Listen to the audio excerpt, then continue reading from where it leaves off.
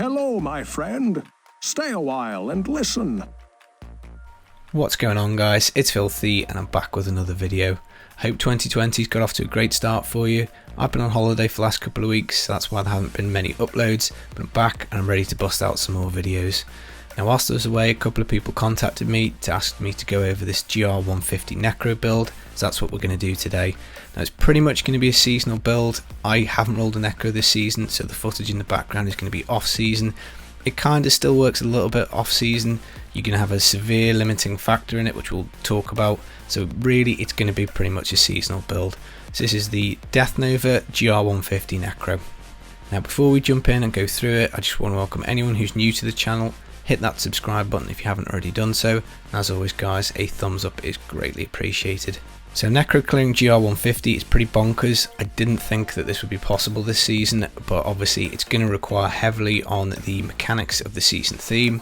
It should be noted that 5 players have actually cleared 150 with the Necro. They all have absolutely mega high Paragon. So the lowest I think was 3.5k and the highest was 4.7k. So obviously a lot of time invested in the season, a lot of Paragon, a lot of juice, but obviously it can be done. Now, just in case you don't know how to use the kill streaks to manipulate the rift, I'm going to link you to Rax's GR150 clear for his Barbarian. Obviously the Barb does quite a lot of pull mechanics to try and group stuff up, which we don't have access to as the Necro, but he does go through how it kind of works. You know, you need to get that first few kills, and then the kill streaks do the rest of the work.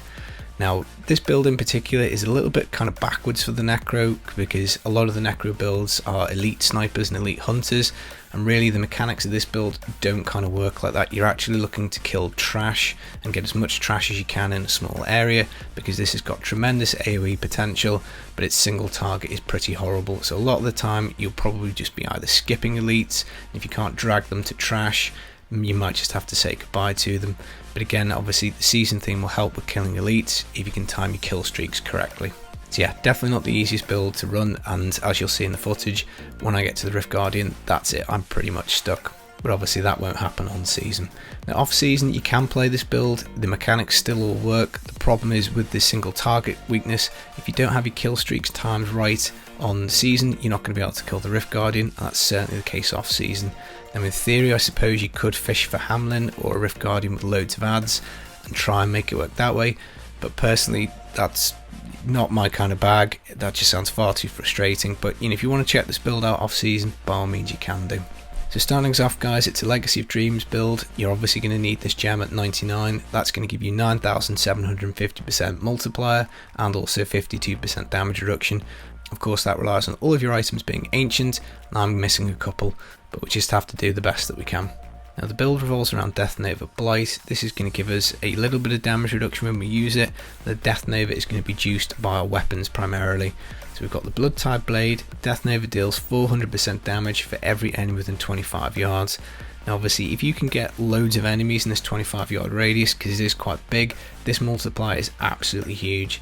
10 enemies is 4,000%, 20 enemies is 8,000%. You know, it is pretty big, and that's kind of how the build functions. You want to get a load of trash together and you want to blow it up. Death Nova being a secondary skill is also buffed by Scythe of the Cycle, so provided we have Bone Armor active, we get up to 400% extra damage. Now importantly, every time we cast Death Nova we reduce Bone Armor by 4 seconds. Bone Armor will drop very quickly if you keep spamming this. You just need to keep an eye on it and refresh your Bone Armor just to make sure that it doesn't drop, because obviously if it drops you're not getting this multiplier. Bone Armor also offers us some mitigation, so we want to keep it up as much as we can. So the next one is Crispin Sentence. We deal 100% damage against enemies who are slowed. This slow is going to be procced by the Death Nova because Blight does a 60% slow. And then the triple bonus effect, well, we've got 2 stuns. We've got the stun on Bone Armor and also the Golem. So when we get to the correct time, the damage window, you want to make sure you've got one of those things available, and you're then going to dump your damage on Poison Cycle. So that brings us nicely to the convention of elements. Obviously there's only 3 elements for Necro. You want to be using Death Nova on poison only, so it goes cold, physical and then poison. So on physical you want to make sure that you're in position to stun with lots of enemies around, so that when you do get to poison you can activate your Death Nova and blast everything to bits. Now honestly guys, that's the extent of the damage multipliers. The rest of the things pretty much buff up toughness, because obviously if you've got a damage window and you need loads of enemies around, you need to be able to survive. So Dainty's Binding is going to give us up to 50% damage reduction when there are cursed enemies about. We're going to be taking Cursed Scythe, so that's going to be how we're going to apply our curse. We'll go over that with the skills, but pretty much this buff should be up all of the time. We've got the Golem Skin Breaches. This is going to give us a 30% damage reduction and also give us a huge 25 seconds off our command golem cooldown. We're not really gearing for cooldown, so this is obviously quite a big help. Now the Aquila Cuirass, this really you want at 90% because it's just going to make your life easier. When we're above 90% primary resource, we get a doubling of toughness. That's really handy, and obviously Death Nova is a spender, so we're going to try and be max essence until we get to our damage window, dump out a load of damage and then build the essence back up once we hop out that window to give us this extra toughness to survive to the next damage window, if that makes sense. Again, we'll go over that on the skills in a bit more detail. Stone Gauntlets, this is quite an important item. This is going to give us extra armor, so we get 50% extra armor whenever we get hit. This stacks up to 5 times, so 250% armor. Absolutely huge for the Necromancer because armor is just incredibly handy for toughness. Now, you can't actually get this on a Necro, it's not in the Necro loot pool. You're going to have to roll yourself a strength character and then go over that and either reforge them in the cube or just keep going trying to upgrade them until you get an ancient pair. Now I probably should re-roll these. I would probably leave the strength on because that counts as armor, but I just haven't bothered re-rolling these because I'm probably going to keep it for a strength character. It's only really for the purpose of this video that I've stuck it on. So Stone Gauntlets do come with a negative. We get a movement speed reduction of 15% and an attack speed of 20% reduction, stacking 5 times. But because we have Ice Climbers, we remove the negative effect, so these are obviously absolutely essential. We're also immune to freeze and immobilize effects. Now these are more likely to be found in the cube because we're also going to take the illusory boots so we can walk through enemies unhindered. Because we only really deal damage in our window, we do need to reposition ourselves, and you don't want to get stuck in like a big mob. Because you can get these from Act 2 bounties, it's going to be very easy to get a nice ancient pair, maybe if you look at Primal, and therefore it's probably more likely that the Ice Climbers will go in the cube, but either which way it's fine. And obviously on mine I've got Skeletal Mage damage. It's from another character, I just don't want to roll it off. Again, I've just filmed this for illustrative purposes, but you definitely don't want mage damage on your boots. Elioric's Crown will double the effect of the gem in the helm. Now I actually played with cooldown just to try and make sure that I had a bit more cooldown for potency on my teleport, but by all means you could put either a topaz here to go for resource cost reduction to help keep you above your Aquila Cuirass, but honestly given the damage window it's probably not advisable. So another choice if you find yourself a little squishy is to take a purple gem and give yourself the extra life. A Flavour of Time will give us double pylon duration, obviously fantastic for pushing because you're going to be looking for those conduits. You're going to want this to last 1 minute, so again really handy item. Until you get one you can also do a Wisdom of Cologne, which will give you another 5 bone armor stacks and give you a bit more toughness, or maybe a Hellfire Amulet if you can find another passive that will go well, or just any decent amulet until you get a Flavour of Time. Braces, we've gone for the Krelm's buff braces. Being immune to knockback and stun is very important for this build. You've got a damage window, everything has to be set up correctly. You don't want to get knocked halfway across the map just as you're about to dump out your damage, so obviously it is quite nice. Fairly loosely interchangeable. You probably could take Lacuni Prowess to get an extra stat. You could maybe even take a Nemesis Braces, but given that you're specialised in killing trash rather than elites, again probably not viable. APDs, you can't really use them either, so pretty much this is just looking like the best option. Offhand is completely open. I by chance have a Iron Rose, but we're not using Siphon Blood to activate the Blood Nova, so it doesn't have to be this one, just anyone with good stats will do. And then lastly again, Shoulders completely open. I've just picked these because they're augmented and a primal, but any kind of craftable shoulders you'll find here a lot of the time, because obviously if you can craft them quite easily you can get many goes at them, you can get some pretty nice stats. So rounding out the cube we've got Unity, so our follower needs one, and also the token that makes them invulnerable. Again, this probably is more likely to be found on the character given that Crispin's rolls on a range and it's quite hard to get an ancient one, but again mine's augmented up so I've just used that one, but just swap them around whichever one you want best. Now other legendary gem wise, the clears are using Pain Enhancer. This is just to get your Grim Scythe attack speed up because that's going to be how we're going to apply the curse, because we don't really want to be spending essence on it. So the more attack speed means more swipes, which means more enemies cursed, which translates into more damage again when we look at the skills. So the way it works is you crit, you then get a bleed effect. It doesn't really do any damage. What it will do is it'll give you 3% in extra attack speed, and you can get loads of enemies in this radius, so you can really buff up your attack speed quite a lot. And then the last gem is the Gizzard. This is going to give us life per second, which again, when we look at the passives, is going to give us a tremendous amount of toughness. We get the 200% shield, which is nice. We also get an incredible amount of life per second, so again, very handy. As for gems in the gear, you want armor gems, so you can take strength or dexterity, doesn't matter, red or green, either which one. You're just obviously looking to buff up your armor, because you're going to be using stone gauntlets. You really will need the toughness. Now in terms of skills, the damage dealer is Death Nova Blight. It's on poison, as we say, so we obviously need to wait until we get to the poison window to use this. So we do get a slight damage reduction, 15% for 1 second, and we also get the 60% slow, proccing the Crispins, so quite nice. Grim Scythe, Curse Scythe, we have a 15% chance to afflict something with a random curse. Now obviously it could be any curse at random, but on the bar we've got Frailty, so when we do hit and it does decide it's going to proc Frailty, we will get the rune on that, and that again is fairly handy, which we'll go over when we get to it. Bone Armor Dislocation, the stun for 2 seconds is going to activate the Crispin's triple proc. We also get 10 stacks of 3% damage reduction, so 30%. If you do go Wisdom of Cologne for the amulet, that's 45%, so again, another really nice damage reduction.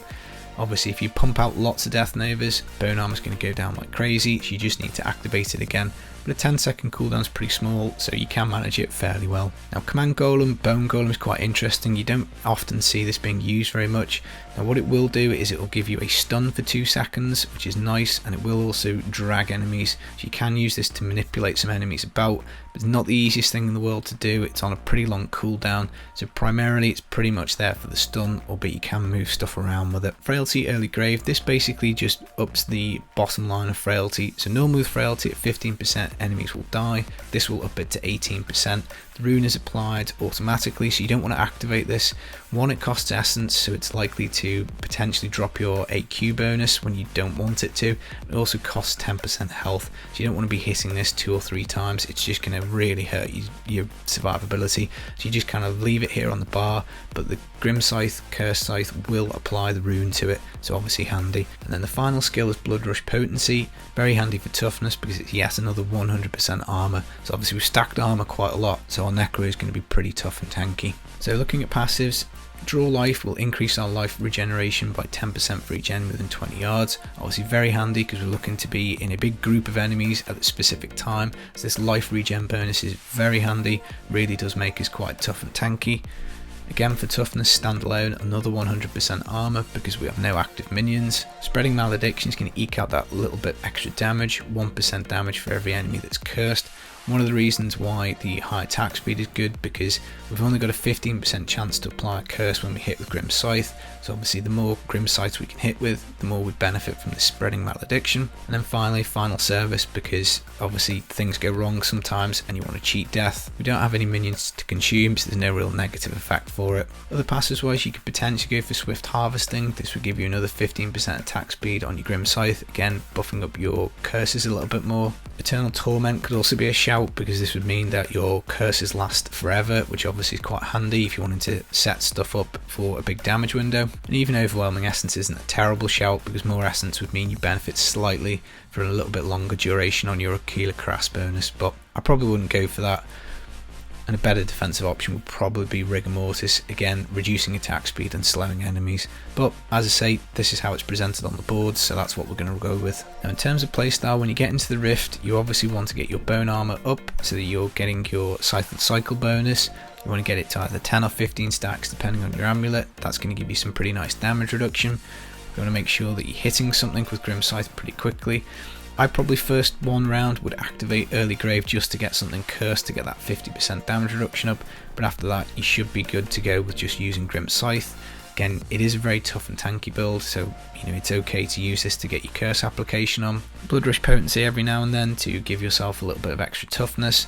And then what you're basically waiting to do is once you've got enough density around, when you get onto physical, you're then going to either activate the golem or activate the bone armor. That's going to create the stun for you, and then once you've got enough density and something stunned, you're going to then hit Death Nova through the entirety of your poison cycle. stop as soon as poison stops, and then you're going to swap back onto Grim Scythe to basically get your essence pool back up, to get your Aquila Cuirass bonus back up. Then you're basically going to wait and repeat the entire exercise.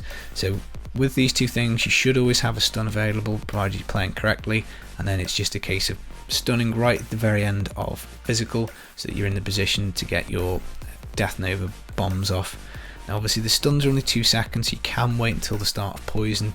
You just need to play around with that a little bit, but the idea is on poison you want something stunned, you want loads of stuff around you, and then that's when you drop your damage bombs. So there we have it guys, that's the build. Now obviously with the season theme mechanics, you don't need to get too many kills to get yourself off on a nice little kill streak, and the kill streaks can do an awful lot of the heavy lifting in the rifts for you, so that's going to be kind of the idea.